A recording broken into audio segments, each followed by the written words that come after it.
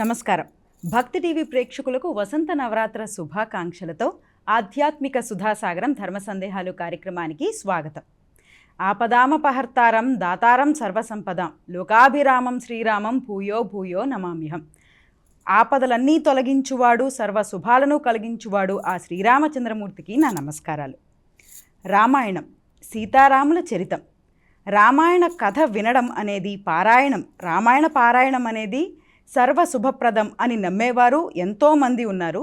అలాగే రామాయణం బూటకమని నమ్మేవారు కోకొల్లలు.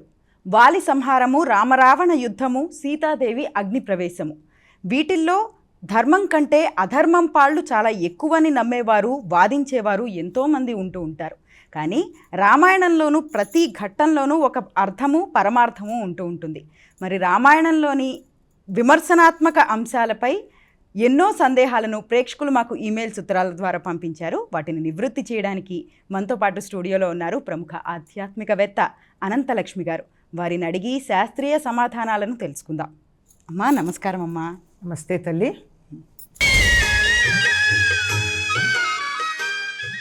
అమ్మా మొదటి ఉత్తరం చూద్దాం. భీమవరం నుంచి సుబ్బలక్ష్మి గారు రాస్తున్నారు. రామాయణం నిండా కలహాలు కుతంత్రాలే కదా, తెలియచేయగలరు అని అడుగుతున్నారు. రామాయణం నిండా కలహాలు కుతంత్రాలునా? నిత్య జీవితంలో మనం చూసేటటువంటి వాటికన్నా ఎక్కువ ఉన్నాయా? అతి తక్కువ ఉన్నాయి. మానవ జీవితంలో ఎక్కడైనా కలహాలు వస్తే ఆ కలహాలని ధర్మ మార్గంలో ఎలా పరిష్కరించుకోవాలి, లేదా ఎవరైనా కుతంత్రం చేస్తే దాని నుండి ఎలా బయటపడాలి, అది కూడా ధర్మ మార్గంలో అనే దానిని మానవ జాతికి ఆదర్శంగా చూపించటం కోసం అవతరించినటువంటి శ్రీరామచంద్రుడి జీవితంలో తాను ఒక్క కలహం కావాలని పెట్టుకోలేదు. తాను ఇతరుల గురించి ఎటువంటి చెడు అభిప్రాయాన్ని కలిగి ఉండలేదు. ఇతరులని మోసం చెయ్యాలి అనేటటువంటి కుతంత్రాన్ని రాముడు ఎక్కడా పన్నలేదు. ఇతరులు ఎవరైనా చేసి ఉంటే వాటిని ఎలా భేదించాలో చూపించాడు. ఈ ఆదర్శాన్ని మనం గ్రహించగలిగినట్టయితే మనం ధర్మ మార్గంలో ఉంటూ ఇతరులు అధర్మంగా మన పట్ల ప్రవర్తించినప్పుడు ఏ విధంగా ధర్మం తప్పకుండా ఆ సమస్యలో నుంచి బయటకు రావాలి అనే దాన్ని మనం తెలుసుకోవడానికి రాముడు వీటన్నింటినీ మన కోసం అనుభవించాడమ్మా. అమ్మా మరో ఉత్తరం చూద్దాం. రాజమండ్రి నుంచి ప్రసాద్ గారు రాస్తున్నారు. రాముడు ధర్మనిరతుడైతే సీతాదేవిని అగ్నిప్రవేశం చేయమని ఎందుకు అడిగాడు, తెలియజేయగలరు అని అడుగుతున్నారు. ఈ ప్రశ్నలన్నీ కూడా రామాయణం చదవకపోవటం వల్ల వచ్చినటువంటి సందేహాలు. ఎక్కడో ఎవరో చెప్పిన ఏదో మాట పట్టుకుని ఇదేదో చాలా బాగుంది విమర్శించటానికి అని దాన్ని పట్టుకుని పాకులాడితే వచ్చేటటువంటి ప్రశ్నలు ఇవి. రామాయణం చదివినట్టయితే రాముడు సీతాదేవిని అగ్ని ప్రవేశం చెయ్యమని అనలేదు అని స్పష్టంగా తెలుస్తుంది. రాముడు ఆ మాట అనలేదు. రాముడు కొంచెం కఠినంగా మాట్లాడాడు, అందులో సందేహం ఏం లేదు. నువ్వు ఇప్పటి వరకు రావణుడికి బందీగా ఉన్నావు, ఇప్పుడు నువ్వు విముక్తమయ్యావు, నువ్వు స్వేచ్ఛాజీవివి, నీకు కావాల్సిన చోటుకి వెళ్ళిపో అని వెళ్ళడానికి ఉన్న మార్గాలు కూడా చూపించాడు. లంకని పరిపాలించే విభీషణుడున్నాడు, కపిరాజ్యానికి రాజైనటువంటి సుగ్రీవుడున్నాడు, లక్ష్మణుడున్నాడు.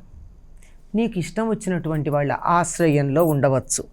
ఇక్కడ కూడా చాలా దురభిప్రాయం కలిగినటువంటి వాళ్ళు చాలామంది ఉన్నారు. తానెంతో జగమంతా అని తనకి దురాలోచన ఉంది గనక ఎదుటివారి మాటల్లో తప్పు అర్థాన్ని తీసుకోవడం అన్నది బాగా అలవాటైపోయింది. ఒకవేళ ఒక స్త్రీకి భర్త దేశాంతరం వెళ్ళిపోయాడు, వదిలిపెట్టేశాడు, లేక చనిపోయాడు, అప్పుడు ఆవిడ ఎక్కడుంటుందండి? కొడుకు దగ్గర ఉంటుంది. కొడుకు దగ్గర ఉంది అంటే కొడుకుతో కాపురం చేస్తుందని అర్థం కాదు కదా. విభీషణుడు ఆశ్రయంలో ఉండమన్నాడు అంటే విభీషణుడు రక్షిస్తూ ఉంటే ఉండమన్నాడే తప్ప విభీషణుడిని పెళ్లి చేసుకోమన్నాడా? మనం మన కళ్ళజోడుతో రంగు కళ్ళ అద్దాలతో చూసి అటువంటి అర్థం తీసుకున్నాం. అయితే అలా మాట్లాడతావేమిటి, ఒక నీచ స్త్రీతో ఒక పామరుడు మాట్లాడినట్టు మాట్లాడుతున్నావేమిటి అని అడిగింది సీతాదేవి. ఊరుకోలా, తప్పు కదా అట్లా మాట్లాడడం అని. అంటే ఏం లేదు, నేత్రరోగి కంటికి దీపంలాగా నువ్వు నాకు ఇబ్బంది కలిగిస్తున్నావు, వెళ్ళిపోమన్నాడు. దోషం ఎవరిది? నేత్రరోగిదా దీపందా? కంటి కలకు వచ్చిన వాడికి దీపం చూడగానే కళ్ళు మండుతాయి. తప్పు కంటి కలక వచ్చిన వాడిది కంటి దోషమా, దీపాందా దోషం? కంటి కలకు వచ్చింది, కలక వచ్చిన వాడిది. సీతాదేవి ఎట్లాంటిది? దీపంలాగా, జ్యోతిలాగా స్వచ్ఛంగా ప్రకాశించేది. నాకే కొంచెం సీతాదేవికి అర్థమైంది ఏమిటి, రాముడికి ఒక దృష్టి దోషం వచ్చింది. ఏమిటా దృష్టి దోషం? ప్రజాభిప్రాయం అనే దృష్టి దోషం, ప్రజలేమనుకుంటారో అనేటటువంటి దృష్టి దోషం. కనుక దానిని నేను పోగొట్టవలసిన బాధ్యత ఉంది అని లక్ష్మణ చితిపేర్చు అంది. రాముడు అగ్నిలో ప్రవేశించమని లేదే. ఎందుకు ఇలాంటి అభిప్రాయాలు వచ్చాయి లోకంలో? ఎవరో ఒక దుర్మార్గుడు ఇట్లాంటి మాట అంటే అది బాగుందని వెర్రి గొర్రెల్లాంటి వాళ్ళు దాన్ని అనుసరించారంతే. రామాయణంలో ఎక్కడ రాముడు సీతను అగ్ని ప్రవేశం చేయమని చెప్పలా. సీతాదేవి తానే పైగా రాముడితో మాట్లాడాలి, లక్ష్మణ చితిపెచ్చమంది. అంటే రాముడితో మాట్లాడడం కూడా ఇష్టం లేదు ఆవిడికి, లక్ష్మణుడికి చెప్పింది. అయినా లక్ష్మణుడు దాసుడు కదా అని చేస్తాడు. ఆ మాట ఈ మాట అనగానే మళ్ళీ మనకి ప్రశ్నేసే వాళ్ళకి బోల్డ్ రెడీ ఉంటాయి సిద్ధంగా. రాముడు ఎందుకు ఊరుకున్నాడు? అగ్నిప్రవేశం చేసి నువ్వు అనాలిగా, ఎందుకనలేదు? నేనేమనకుండా గుడ్ రీడెన్స్, తనంతట తనే అగ్నిలో పడుతోంది, నా పని తేలికైంది అని సంతోషించాడా? ఇట్లా కూడా అన్నవాళ్ళు ఉన్నారు. కాదు. ఎందుకు ఊరుకున్నాడంటే సీతాదేవిని అగ్నిదేవుడు ఏమీ చేయడని రాముడికి నమ్మకం. రాముడికే కాదు, లక్ష్మణుడికి, హనుమంతుడికి, సుగ్రీవుడికి అందరికీ నమ్మకం. ఎట్లా? హనుమంతుడి తోకకి నిప్పు పెడితేనే సీతాదేవి ప్రార్థనతో ఆ తోకకున్నటువంటి అగ్ని కాస్త చల్లబడింది కదా. సీత పని మీద వచ్చినటువంటి వాడికి కష్టం కలిగించని అగ్నిదేవుడు సీతని కాలుస్తాడా? అంచేత వాళ్ళు ఊరుకున్నారు. మరి రాముడు ఎందుకు ఊరుకున్నాడండి? ఇదైనా కానీ అయ్యయ్యో కొంచెం నొప్పి తగులుతుందేమో, కొంచెం బాధపడుతుందేమో, ఎందుకు వచ్చింది అని ఎందుకు ఊరుకున్నాడు? అనకుండా, ఏ మాట అనకుండా అంటే సీతాదేవి పట్ల రాముడికి ఉన్న ప్రేమ కారణంగా ఊరుకున్నాడు. ఆ ప్రేమను గుర్తించినటువంటి సీతాదేవి అగ్నిప్రవేశం చేసింది. ప్రేమ ఏమిటండి? అగ్నిలో దూకుతుంటే వెంటనే సమస్య. ప్రశ్నలు అలా రెడీగా ఉంటాయి, రాముడి అక్షయ తూణీరాల్లో ఉన్నటువంటి బాణాల్లాగా. కానీ వాటికి అవి నేరుగా వెళ్ళి తగులుతాయి, ఇవి తుస్సుమని ఇక్కడే పడతాయి, అంతకన్నా ఇంకేం లేదు. ఎందుకు అంటే పరస్త్రీ పరధనం హరణం వా సంప్రమధ్యమం అన్నది మా జాతి లక్షణం అని చెప్పాడు రావణుడు. పరస్త్రీలని, పరధనాన్ని హరించటం కానీ, హరించే వీలు లేకపోతే అనుభవించటం కానీ మా జాతి లక్షణం అన్నాడు. అటువంటి జాతి లక్షణం కలిగినటువంటి వాడి దగ్గర అపురూప సౌందర్యవతి అయినటువంటి సీతాదేవి ఉంది అంటే ఏమో అని మనలాంటి పచ్చకళ్ళజోడు పెట్టుకున్న కామెర్ల రోగులున్నారే వాళ్ళకి సందేహం వస్తుంది. అలాంటి సందేహం వచ్చి సీతాదేవిని ఎవరన్నా ఒక్క తొంటె మాట మాట్లాడితే రాముడు భరించగలడా? మరెవ్వరూ భవిష్యత్తులో సీత గురించి ఒక్క చెడు మాట కూడా మాట్లాడకుండా ఉండాలి అంటే దానికి ఇక్కడే ఒక అడ్డు వేసేయాలి. అగ్నిలో ప్రవేశించినటువంటి సీతాదేవి, అగ్నే సీతాదేవిని పవిత్రురాలు అని చెప్పాక మనం దాని గురించి మాట్లాడడం దేనికి అని నోరు మూసు కూర్చుంటారు.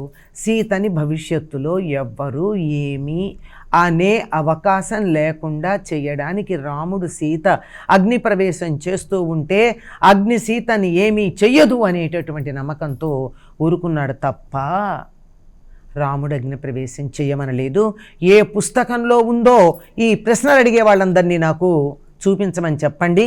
ఇలాంటి పొరపాటు మాటలు, పొరపాటు ప్రశ్నలు అడిగి పాపం చుట్టుకోవద్దు. అమ్మ మరో ఉత్తరం చూద్దాం. కడియం నుంచి రాజశేఖర్ గారు రాస్తున్నారు, సీత అగ్ని పునీత అని రుజువైన తర్వాత కూడా మళ్ళీ అడవులకు ఎందుకు పంపాడు రాముడు, తెలియజేయగలరు అని అడుగుతున్నాను. రాముడు పట్టాభిషిక్తుడు కాకముందు శ్రీరాముడు, సీతారాముడు. పట్టాభిషిక్తుడు అయిన తర్వాత రాజారాముడు. సీతారాముడికి ఉండేటటువంటి కర్తవ్యం వేరు, రాజారాముడికి ఉండే కర్తవ్యం వేరు. ఒకరు ఒక పదవిలో ఉన్నారు అంటే ఆ పదవికి న్యాయం చేయాలి. వ్యక్తిగతమైనటువంటి ఇష్టానిష్టాలు, వ్యక్తిగతమైనటువంటి అభిప్రాయాలు తన కర్తవ్య నిర్వహణలో అడ్డు రాకూడదు. ఇది గుర్తుంచుకోవాలి. ఇది వారికి నిర్దేశం చేయడానికే పట్టాభిషేకం చేస్తారు. పట్టాభిషేకం అంటే సింహాసనం మీద కూర్చోబెట్టి అభిషేకం చేస్తారు. అభిషేకం అంటే ఏమిటి? సేచనం అంటే నీళ్లు చల్లటం, అభిషేకం అంటే బాగా మంత్రపూతంగా చల్లడం. పట్టాభిషేకం అంటే పట్టం కడుతూ చేసేటటువంటి నీళ్లు చల్లటం. అంటే మనం మామూలుగా స్నానం చేస్తే ఒంటికి ఉన్నటువంటి మకిలి పోతుంది. అభిషేకం చేసేటప్పుడు మంత్రపూతంగా చేస్తాం గనక దానికి ఒక పవిత్రత ఆపాదించబడుతుంది.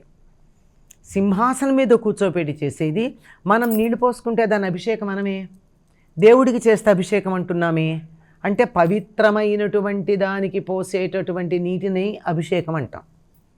సింహాసనం మీద కూర్చోబెట్టి చేసేటప్పుడు పట్టాభిషేకం అంటున్నామంటే అక్కడ కూర్చున్నటువంటి వ్యక్తిని దైవంగా భావించి ఒక పదవిని అతడికి అప్పజెప్పి వ్యక్తిగతమైనటువంటి ఇష్టానిష్టాలన్నింటినీ కడిగి పడేశాం. కనుక వ్యక్తిగతంగా రాముడికి ఉన్న ఇష్టం కానీ అభిప్రాయం కానీ ఇవేవి అక్కడ ఉండడానికి వీల్లేదు. అక్కడ ఉన్నది ఒక రాజు అంతే. అక్కడ ఉన్నటువంటి రాజు యొక్క కర్తవ్యం ఏమిటి అంటే ప్రజా సంక్షేమం. రాముడు రాజ్యపాలన ఎట్లా చేశాడు? దశవర్ష సహస్రాణి దశవర్ష శతాని చ రామో రాజ్యముపాసిత్వా బ్రహ్మలోకం గమిష్యతి అని. రాముడు 11,000 సంవత్సరాలు రాజ్యాన్ని ఉపాసన చేశాడు. రాజ్యాన్ని పాలన చేయలా, ఉపాసన చేశాడు. రాజ్యాన్ని ఒక దేవతా స్వరూపంగా భావించి ఆ రాజ్యపాలన చేయడం అన్నది ఒక ఉపాసనగా, ఒక పూజగా, ఒక పవిత్రమైనటువంటి కార్యంగా చేశాడు. కానీ దానివల్ల తాను ఎటువంటి దాని నుండి తాను ఏది మేలు పొందాలని కానీ తన వ్యక్తిగతంగా దాన్ని ఉపయోగించుకోవాలని కానీ అనుకోలేదు. అక్కడ రాముడు లేడు. అసలు రాముడు అనబడేటటువంటి మనిషి లేడు. ఎందుకంటే రాముడు మనిషిగానే ఉన్నాడు. నేను ఏమని చెప్పాడు ఆయన?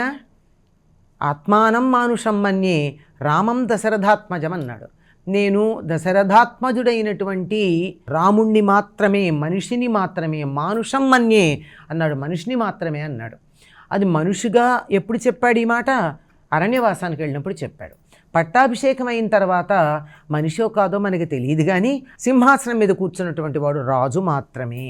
రాజు యొక్క కర్తవ్యం ఏదైతే ఉందో అది చాలా జాగ్రత్తగా పరిపాలన చేశాడు.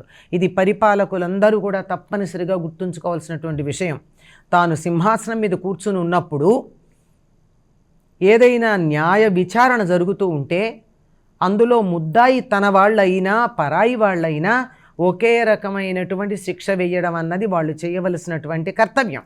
అట్లా లేకపోతే సింహాసనం మీద కూర్చునేటటువంటి అధికారం ఉండదు.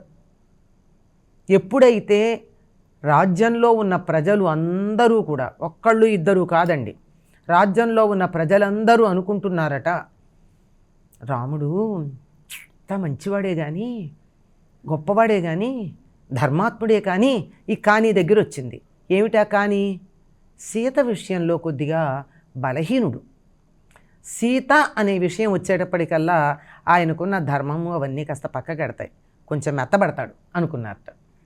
రాజు అయినటువంటి వాడికి ఈ బలహీనత ఉండరాదు. రాజులో ఉన్న బలహీనత రాజ్యానికి చెంపపెట్టు, దెబ్బ తగులుతుంది. ఎప్పుడైతే శత్రువులు ఈ దేశాన్ని గెలవాలనుకుంటారో అప్పుడు రాజు యొక్క బలహీనతను ఉపయోగించుకుంటారు.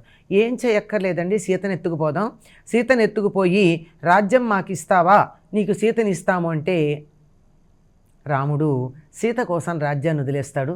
చాలు కదా, రాజ్యాన్ని గెలవడానికి ఎంత తేలికైనటువంటి పద్ధతి అని అనుకుంటారు. అందువల్ల సింహాసనం మీద కూర్చున్నటువంటి వాడికి ఎటువంటి బలహీనత ఉండకూడదు, ఆశ్రిత పక్షపాతం ఉండకూడదు, తన వాళ్ళు నా బంధువులు అనేటటువంటి ప్రేమాభిమానం ఉండకూడదు. సింహాసనం మీద కూర్చునేసరికి ఇవన్నీ పక్కకి వెళ్ళిపోవాలి. ఇవన్నీ పక్కకి వెళ్ళిపోయిన తర్వాత ఒక రాజుకు బలహీనత అన్నది ఉంటే రాజ్యానికి అది దెబ్బ తగులుతుంది గనక రాజ్యక్షేమం దృష్ట్యా నాకు ఆ బలహీనత లేదు అని నిరూపించుకోవాలి. ఆ బలహీనత లేదు అని నిరూపించుకోవడానికి సీతాదేవిని అరణ్యానికి పంపించాడు. పంపించినప్పుడు సీత మీద రాముడికి ఎంత ప్రేమ ఉందో ఇక్కడ గమనించాలండి. ఎక్కడికి పంపించాడు? గంగానదీ తీరంలో వాల్మీకి ఆశ్రమం దగ్గర వదిలిరమ్మని పంపించాడు. ఎందుకు అంటే వాల్మీకి దశరథుడు మంచి మిత్రులు. దశరథుడి మిత్రులు ఆ రోజుల్లో ఎలా ఉండేవారంటే జటాయు ఎంత రక్షించాడు సీతాదేవిని, ప్రాణాన్ని ఒడ్డి మరీ రక్షించాడు. వాల్మీకి కూడా అంత ప్రేమగానే చూసుకుంటాడు సీతని. ఆయనకి తెలియదా? భూత భవిష్యత్ వర్తమానాలు తెలిసినటువంటి వాడు సీత పవిత్రురాలు అని అర్థం చేసుకోలేడా? అట్లా అర్థం చేసుకుని సీతాదేవిని దశరథుడు చూసుకున్నంత ముద్దుగా ప్రేమగా చూసుకుంటాడు. కనుక అక్కడ వదిలిరమ్మన్నాడు కానీ మరో చోట వదిలిరమ్మని లేదండి. మరి రాముడికి సీత మీద ప్రేమ ఉన్నదనాలా లేదనాలా? రాజు సీతారాముడు ఏం చేశాడు అంటే, రాజారాముడు సీతను అరణ్యానికి పంపించిన తర్వాత రాజారాముడు 3 రోజులు అంతఃపురంలో నుంచి బయటికి రాలేదట. నిద్ర లేదు, ఆహారం లేదు, అలా కుంగిపోయాట. సీత బాధపడింది, రాముడు కూడా అంతకన్నా ఎక్కువే బాధపడ్డాడు. రాముడు బాధపడిన సంగతి ఈ ప్రశ్న అడిగినటువంటి వాళ్ళకి రామాయణం చదివితే అర్థమయ్యేది కదా. అర్థం ఎందుకు కాలేదంటే రామాయణం చదవలేదు కనుక. రాముడిని తిట్టడం అనేటటువంటి ఒక పెద్ద ఉద్యమం పెట్టుకున్నటువంటి వారు ఇలాంటి విషయాలు లోకంలో ప్రచారం చేశారు గనక ఇది మాత్రమే తెలిసింది. రాముడు తలుపు తీసి బయటకు రాకపోతే 4వ నాడు లక్ష్మణుడు వెళ్ళి, అన్నా రాజు ప్రతిరోజు ప్రజలకు కనపడాలి కదా, నువ్వు 3 రోజులుగా ప్రజలను చూడ్డానికి బయటికి రాలేదు, రావాల్సింది అంటే అప్పుడు రాముడు సంతోషంగా, తమ్ముడంటే ఇలా ఉండాలి, కర్తవ్య బోధ చేశావు నాకు అని చెప్పి, నువ్వెవరివి నాకు చెప్పడానికి అనలేదండోయ్, కర్తవ్య బోధ చేశావని సంతోషించి బయటకు వచ్చాడు. మరి 3 రోజుల పాటు దుఃఖపడ్డ రాముడి బాధ ఎవరికి తెలుసు? అది కూడా తెలుసుకోవాలి కదా. ఇదండి రామాయణం చదివితే మనకున్న సందేహాలన్నీ పోతాయి.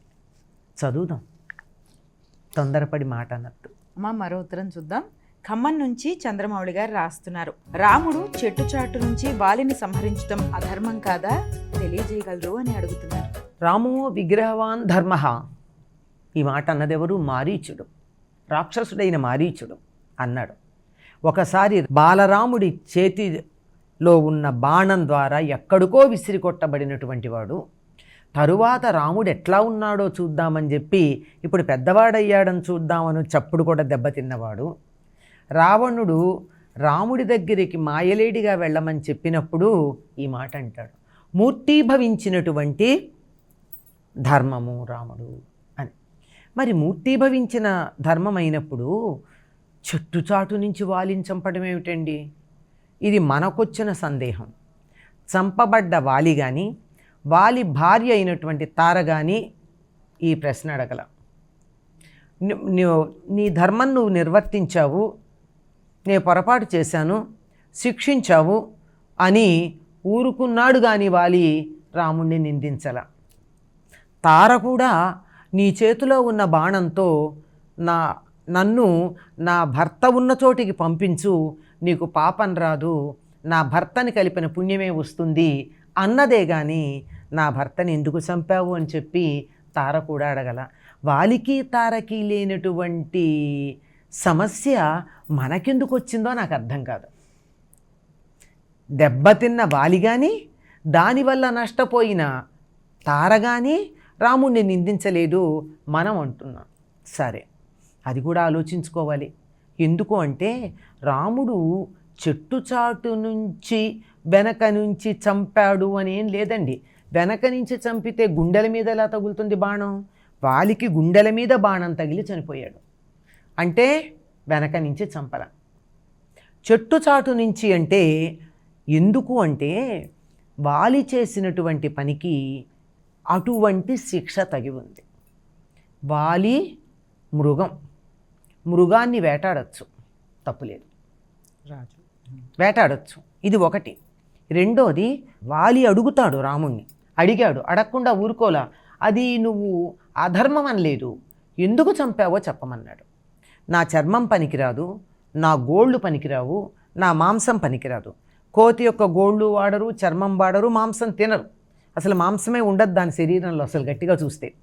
అట్లాంటిది నన్ను ఎందుకు చంపావు అని అడిగితే దానికి రాముడు సమాధానం చెప్తాడు. ఈ భూమండలం అంతా ఇక్ష్వాకులది, ఇక్ష్వాకులు పరిపాలన చేస్తూ ఉన్నారు.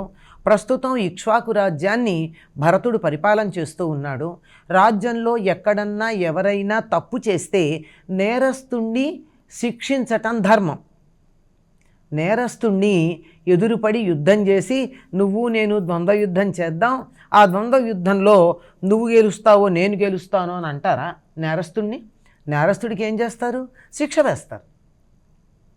పైగా ఆ కాలంలో శిక్షలు ఇప్పట్లాగా సంవత్సరాల తరబడి సాగేవి కాదు. హాయిగా తప్పు చేస్తే కొన్ని నెలల పాటో ఏళ్ల పాటో జైల్లో కూర్చుని రాజభోగాలు అనుభవించవచ్చు అనేటటువంటి పద్ధతి లేదు. ఎక్కడికక్కడ ఇన్స్టంటేనియస్ అంటారు, అంటే తక్షణము ఆ చేసినటువంటి నేరానికి శిక్ష పడుతూ ఉండేది. అయితే నేరస్తుడు నిజంగా నేరం చేశాడా లేదా అన్నది ఇప్పట్లాగా ఇంత ఆలోచన అక్కర్లేదు. ఆ రోజుల్లో వాళ్ళు బాగా తేలిగ్గా గుర్తుపట్టగలిగేవారు నేరం చేసింది లేనిది. ఆ విధంగా నేరస్తులకు అక్కడికక్కడ శిక్ష వేయడం అన్నది ఆనాటి పద్ధతి గనక నువ్వు నేరం చేసావు, అందువల్ల నేను నీకు శిక్ష వేశాను అన్నాడు. దానికి వాలి అంగీకరించాడు. ఏం నేరం చేశాడు వాలి అంటే తమ్ముణ్ణి రాజ్యం నుంచి వెళ్ళగొట్టాడు. తమ్ముడి భార్యని కూతురు వరస అయ్యేటటువంటి దాన్ని తాను తన భార్యగా చేసుకున్నాడు. పోనీ రాజ్యం నుంచి వెళ్ళగొట్టి ఊరుకున్నాడా? తరిమి తరిమి తరిమి కొట్టాడు. ఎక్కడ ఉన్నా వెంటపడి చంపడానికి ప్రయత్నం చేశాడు. ఈ ఋష్యమూక పర్వతం మీద వాలి ప్రవేశించే అవకాశం లేదు గనక ఆ పర్వతం మీద మాత్రమే ఉండి ప్రాణాలు కాపాడుకున్నాడు సుగ్రీవుడు. ఇంత అన్యాయం చెయ్యొచ్చా? తప్పు కదా. ఇంత తప్పు చేసినందుకు నిన్ను నేను శిక్షించాలనుకున్నా, అందుకని శిక్షించా. మరి వాలిని శిక్షించటానికి ఇలా యుద్ధము, సుగ్రీవుడు వాలి యుద్ధం చేయాల్సిన పని ఏమిటి? మళ్ళీ అది కూడా ప్రశ్న కదా. ఎందుకు అంటే రాముడు ఏ నగరంలోనూ ప్రవేశించడు, ఆయన వనవాసం చేస్తానని దీక్ష వహించాడు. మరి బయటికి వాలి రావాలి అంటే ఆ వాలిని నేను చంపుతా బయటికి రా అంటే వస్తాడా? రాడు కదా. ప్రాణాల మీద తీపి ఉన్నవాళ్లే కదా ఇట్లాంటి పనులు చేసేది, అందువల్ల రాడు. కనుక యుద్ధం చేద్దామని సుగ్రీవుడు పిలిస్తే వస్తాడు కనుక అందుకోసం పిలిపించాడు. పిలిపించి వీడు వాలి అన్నాడు, కొట్టి చంపాడు. దీనికి ప్రత్యేకంగా బాధపడాల్సిన పని లేదు. అప్పుడు వాలి బాధపడలేదు, తారా బాధపడలేదు, కొంచెం సుగ్రీవుడే బాధపడ్డాడు, అయ్యో అన్నగారు పోయారే అని. అంటే ఎంత శత్రుత్వం ఉన్నా, ఎంత కోపం ఉన్నా, నన్ను బాధ పెట్టాడనేటటువంటి ఒక పగ ఉన్నా అన్నగారు కదా అని బాధపడ్డాడు. అంతేగాని ప్రాణం పోయినందుకు వాలి కానీ తార కానీ బాధపడ్డాడు. అమ్మ, రామాయణం అంటే ఎంతోమందికి భక్తిభావం ఉన్నప్పటికీ ఇటువంటి ప్రశ్నలన్నీ వాళ్ళకి వచ్చి కుతూహల పడుతూ ఉంటారు. ఇంకొంతమంది ఇలాంటి ప్రశ్నలు వేసి విమర్శలు చేయడం మనం చూస్తూ ఉంటాం బయట. ఇటువంటి అన్ని విమర్శనాత్మక ప్రశ్నలకు చక్కటి సమాధాన వేదిక ఈనాటి మన ఈ కార్యక్రమం. మేమందరం విన్నవాళ్ళందరం కూడా ధన్యులం. సంతోషం అమ్మ, ధన్యవాదాలు. అపోహలు పోగొట్టి ఉన్నటువంటి వాస్తవాన్ని తెలుసుకోవాల్సినటువంటి అవసరం ఉంది. మీరు ఈ ప్రశ్నలు అడిగి అపోహలు పోగొట్టే ప్రయత్నం చేసినందుకు మీరు కూడా ధన్యులమ్మా.